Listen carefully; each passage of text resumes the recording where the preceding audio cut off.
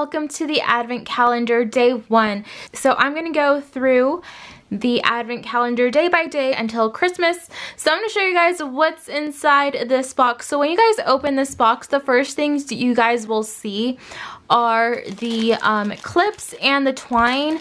These are if you want to hang up some of these envelopes either on a wall or your Christmas tree or your fireplace basically.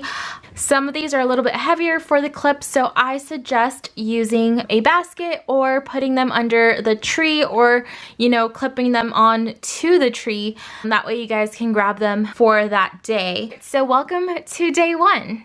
Alright guys, so the first things inside your boxes are these 2 sticker sheets.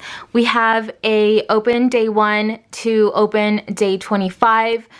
For the envelopes in your advent calendar. It's just a way for you guys to remember to open up your calendar. The numbers on the envelopes correspond to the days on the calendar.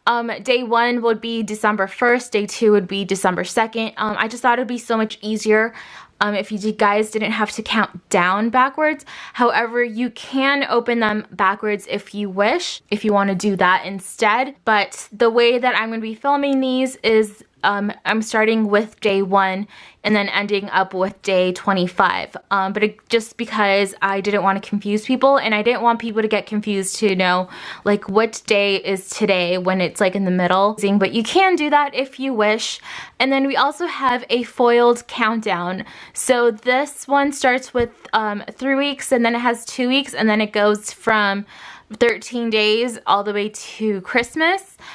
So you guys can use these in your planners, and they are on clear sticker paper in gold foil. And then I also included a New Year's Eve sticker and a New Year sticker plus a 2019 for those of you who want to include those into your planners.